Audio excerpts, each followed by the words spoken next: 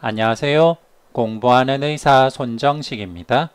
오늘은 심혈관 질환 2차 예방을 위한 항효소 판재 처방의 최신 지견에 대해 말씀드리겠습니다. 2023년 캐나다 지침을 중심으로 정리하였습니다.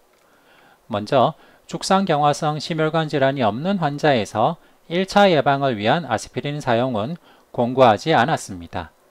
그 이유는 근래에 시행된 세계의 RCT에서 심혈관 질환 1차 예방을 위해 아스피린을 사용했을 때 얻을 수 있는 이득은 별로 없는데 출혈 위험이 더 증가하였기 때문입니다.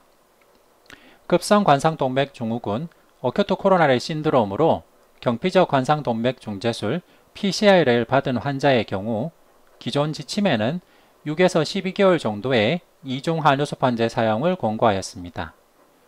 하지만 이런 환자에서 12개월까지 이중 항효소 판재 사용을 지속하면 출혈 위험이 상당합니다. 따라서 어큐트 코로나리 신드롬으로 PCI를 받은 환자 중 출혈 위험이 높은 환자라면 첫 번째 달에 허혈성 또는 출혈 사건 위험이 없는 경우 이중 항효소 판재를 한 달에서 3개월 정도만 단기간 사용하는 것을 권고하였습니다. PCI를 받은 어큐트 코로나리 신드롬 환자에서 강력한 이중 항효소 판재 요법을 고려한다면 기존에 쓰이던 클로피도그렐 대신에 티카그렐러나 프라수그렐을 사용할 수 있습니다. PCI를 받은 어큐트 코로나리 신드롬 환자에서 강력한 항효소 판재인 티카그렐러나 프라수그렐에다가 아스피린을 이중 항효소 판재 요법으로 한 달 이상 사용했을 때 이 이중 강력한 항효소 판재의 사용을 지속적으로 할 경우 출혈 위험이 상당합니다. 따라서 이런 환자에서 혈전증 사건의 재발이 없다면 한 달 이후에는 강력한 항효소 판재인 티카그렐이나 프라수그렐 대신에 클로피도그렐로 바꾸는 것이 가능합니다. 이렇게 항효소 판재 요법의 강도를 감소시키는 것을 디에스칼레이션이라고 합니다. 관상동맥 제갈류술을 받지 않고 약물로만 관리되는 급성 관상동맥 증후군 환자에서 이중 항효소 판재 요법의 일부로 클로피도그렐을 권장합니다. 즉, 관상동맥 질환이 있지만은 PCI를 받지 않고 약물 치료만 관리되는 환자의 경우에는 급성 관상동맥 증후군이 있었을 때 이중 항효소 판재를 사용한다면 아스피린 플러스 클로피도그렐을 사용하면 되겠습니다.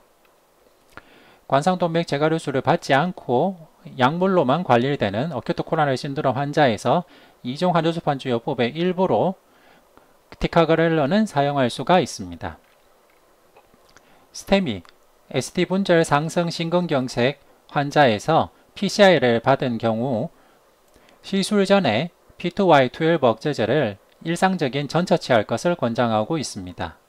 즉, 스테미 환자가 왔을 때 PCI를 할 예정이라면 시술 받기 전에 아스피린 로딩을 한 다음 P2Y12 이니비터를 로딩을 하면 되겠습니다.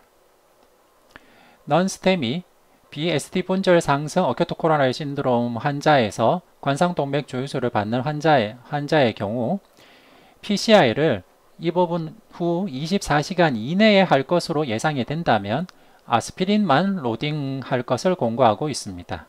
즉, P2Y12 억제제인 클로피도그렐이나 프라수그렐 같은 것은 일상적인 전처치를 하지 말 것을 권고하였습니다.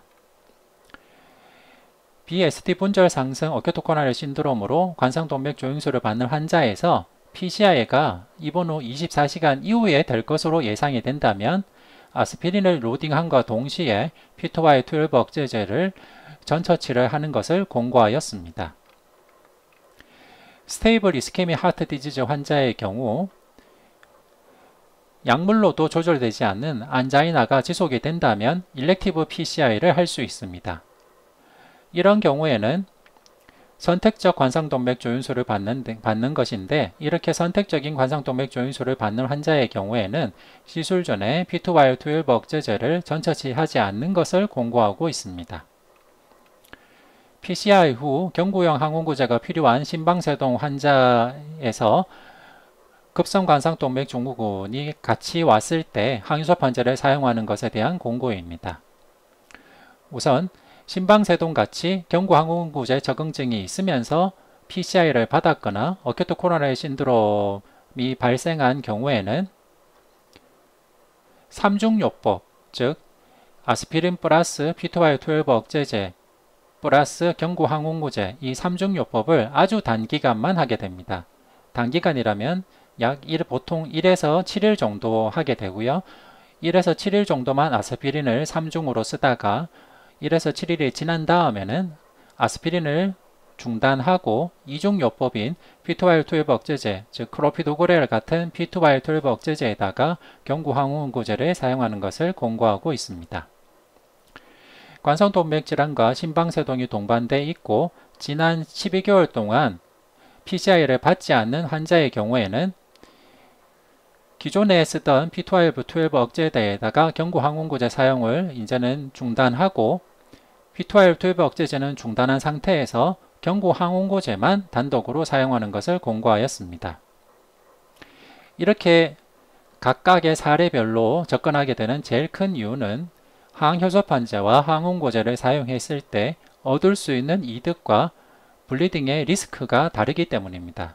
예를 들면 어큐트 코로나리 신드롬이나 컴플렉스 PCI가 필요한 환자의 경우에는 강력한 항효소판과 항원구고 요법이 필요하지만 이럴 경우 분명히 블리딩 리스크의 증가가 동반이 되게 됩니다. 그래서 항상 강력한 항원구제, 항효소판제를 사용할 때는 그 환자의 블리딩 리스크를 고려해서 결정을 내려야 되겠습니다.